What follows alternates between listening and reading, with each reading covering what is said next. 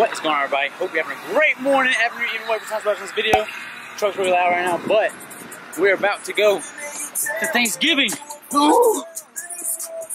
And I can't wait. We got a little break from work. Gotta go Thanksgiving right now. Head down to South Carolina. And ooh, my goodness, I'm gonna take y'all with me. So, roll the intro.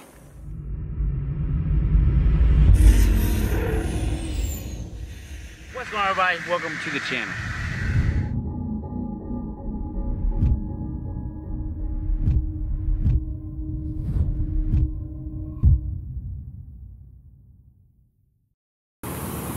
Okay, let's see what's going on over here.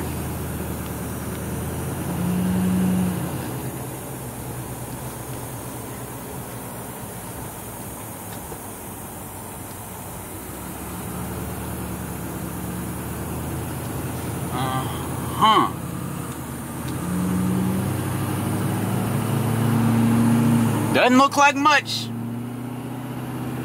but okay. Thank everybody for going 20 miles an hour. I really appreciate that.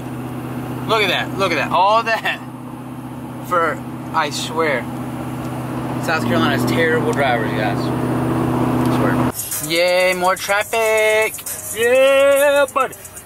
Oh my God, I hate Thanksgiving traffic. And I gotta pee like a racehorse. But we're halfway there. There's south of the border over there, a little sombrero. You see it. And got my new Dirty Max Jack hat on, Doozy's brand. Love it. Had to get the dad hat. Got my other one chilling right there. This dude's about to wreck. But yeah, we're almost there, boys and girls.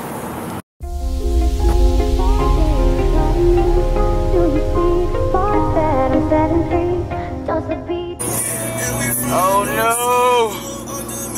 No! What's going on, everybody? I hope you're having a great morning, afternoon, evening. This video is the next day, and we came in yesterday, cooked dinner, and didn't have really much time to record the video. But on the way down here, my truck, we actually went into limp mode again from the low fuel oil pressure, so I'm assuming it's the fuel filter. It's about time to change it anyway, so stopped at O'Reilly's yesterday, grabbed a replacement fuel filter. Only grabbed like $30 one because once I get back from ITX around March, I'm going to buy a lift pump anyway. So I just got a little $30 fuel filter, and what we're going to do is, I thought I recorded it before, but apparently not, so I'm going to show you guys how to do that today.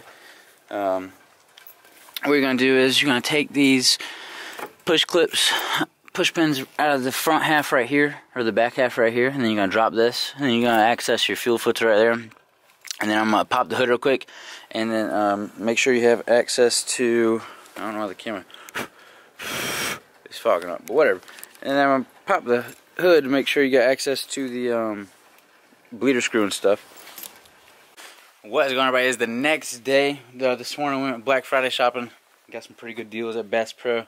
We were there like 1 in the morning, so didn't really have enough ambition to make a video last night or do anything because we had Thanksgiving as well.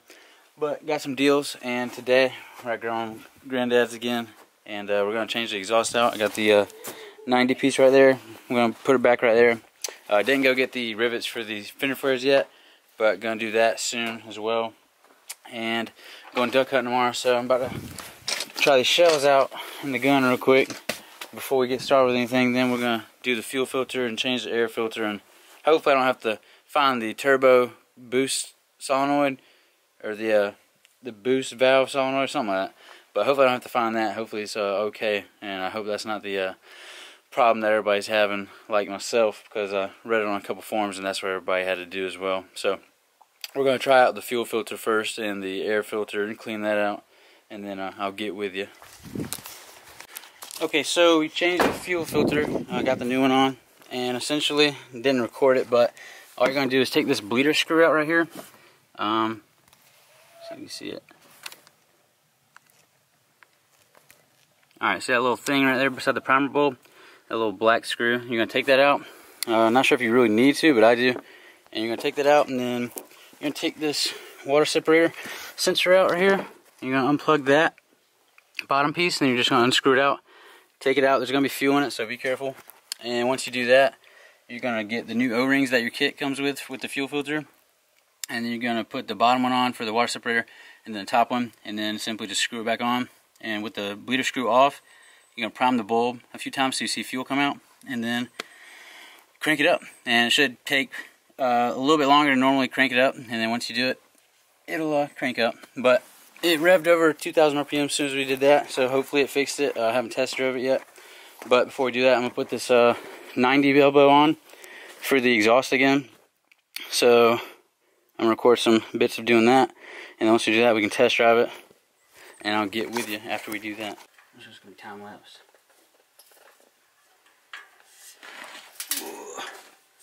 Ooh.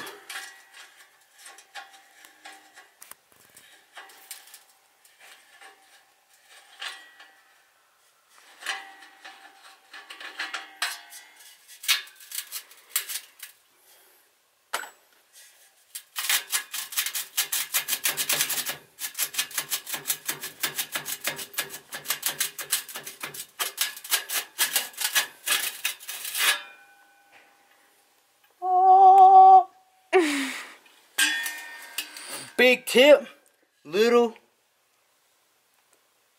cares. Can you give me that, please?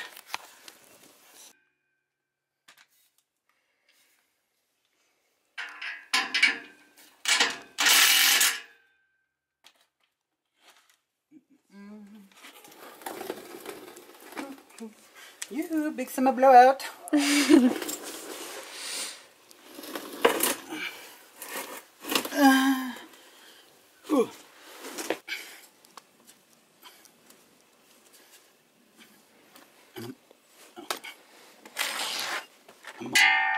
Holy conch.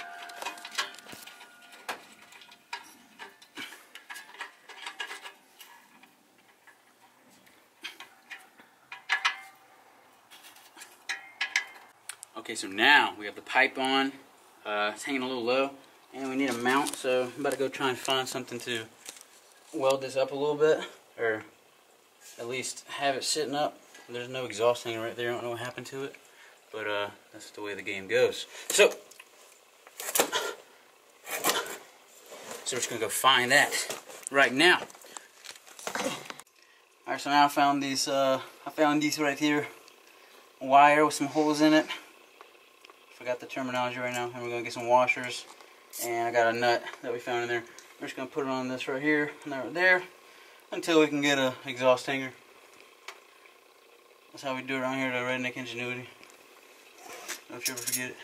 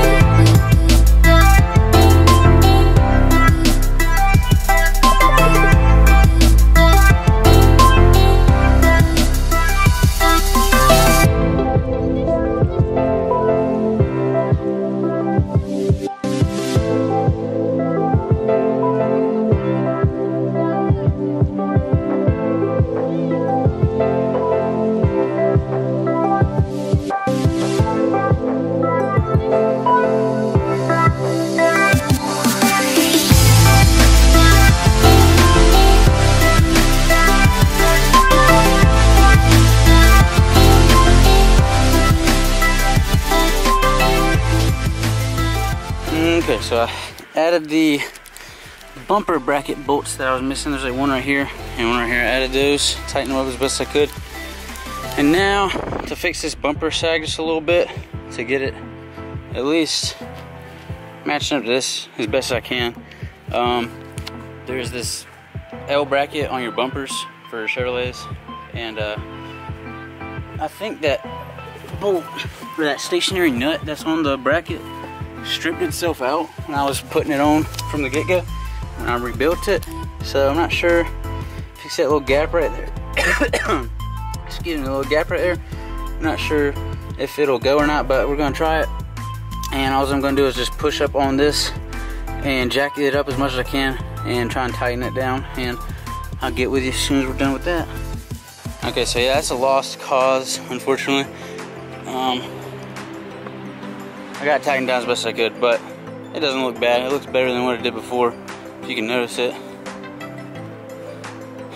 But yeah, I'm gonna have to get another L bracket sooner or later and replace that, unfortunately. But thinking about, this is plastic right here on this grill. I'm thinking about stripping that down, and then I got white vinyl for the bow tie, or I can get a billet bow tie. I'm not sure, but that'll have to be another video because it's getting a little late and I'm kind of hungry, so probably gonna eat dinner. But I'm about to clean up the truck a little bit, get all these bugs off and clean the tip up, and the next episode, or next video, hopefully I'll be putting on the fender flares, and then I'll probably strip this grill as well. So, let me clean the truck and I'll get right back.